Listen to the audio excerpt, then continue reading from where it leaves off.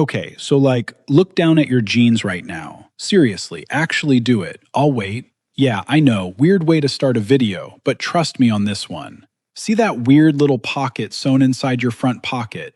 The tiny one you've probably shoved a guitar pick into, or a spare button, or honestly, just lint at this point. Yeah, that thing. Everyone's got one. Nobody actually knows why it's there. Here's the crazy part. That little pocket is over 150 years old. It has survived 2 entire world wars, the invention of the wristwatch, disco, skinny jeans, mom jeans, every single fashion trend since 1873, and nobody's ever bothered to just take it out. So why has it stuck around this whole time? Because it was never actually useless. It was one of the smartest, weirdly specific pieces of clothing engineering in American history. And to understand how we got here, we've got to go back to a linguistic mess that historians are still arguing about today.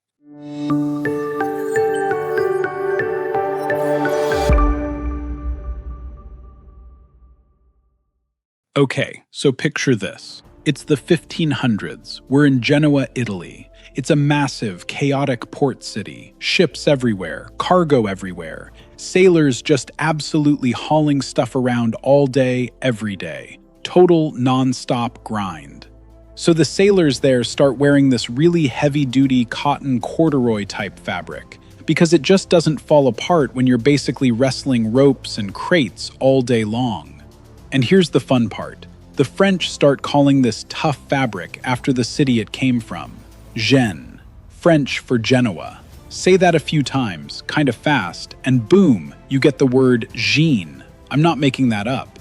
Meanwhile, over in Nîmes, France, a bunch of weavers are trying to literally copy this fabric, straight up reverse engineering someone else's product, which is basically industrial espionage before industrial espionage was even a thing. But they mess it up. They accidentally invent an even sturdier fabric with a different weave. That's why denim is blue outside, white inside, not bleaching, just the weave doing its thing. They call it serge de Nîmes, fabric from Nîmes. Shorten that down and you get denim. So right out the gate, we've got 2 completely different fabrics, 2 different countries, 2 different materials. Here's where it gets messy. Over centuries of trade and translation, English speakers just mash the terms together. By the time it crosses the Atlantic, blue jeans becomes the catch-all term everybody uses, even though the fabric is technically denim. So, quick recap. Jeans comes from an Italian city. Denim comes from a French city, and yet we use them like they're the same word for the same pants. That's basically a 500-year game of telephone that ended up clothing half the planet. Think about that for a second. Almost every culture on Earth wears some version of blue jeans right now, and the entire naming situation is basically one giant historical accident nobody ever corrected. Okay, quick pause, real quick. Drop a comment right now. Did you already know that jeans and denim technically come from 2 totally different countries? Let me know down below.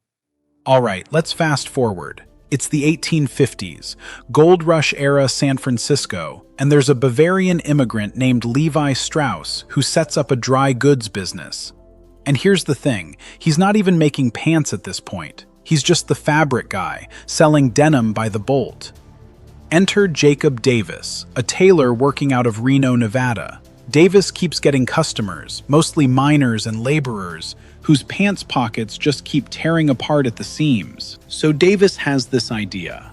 What if he reinforces the stress points with actual metal rivets? He tries it out, and it works incredibly well. Davis writes to his fabric supplier, Levi Strauss, and says, let's split this patent 50-50. On May 20th, 1873, the 2 of them officially receive U.S. patent number 139,121, titled Improvement in Fastening Pocket Openings. That's basically the actual birthday of blue jeans. Now here's where our tiny pocket shows up. These original waist overalls had 4 pockets, one of which was that tiny watch pocket. Why? Because in the 1870s, wristwatches barely exist yet. Everybody's carrying a fragile pocket watch on a chain. glass-faced, expensive, and easy to smash against a mine wall. And get this, the rivets on every pocket, including that tiny one, weren't just decoration. They were the actual breakthrough, engineered to stop ripping at exact stress points. Oh, and one more thing. The real fifth pocket everybody assumes is that tiny one? Total myth. The actual fifth pocket wasn't added until 1901, almost 30 years later. So next time you glance down and see that tiny, weirdly useless-looking pocket, remember, that's not a design flaw. That's a 150-year-old fossil from the gold rush, built to protect a guy's pocket watch while he swung a pickaxe all day. That's the whole story.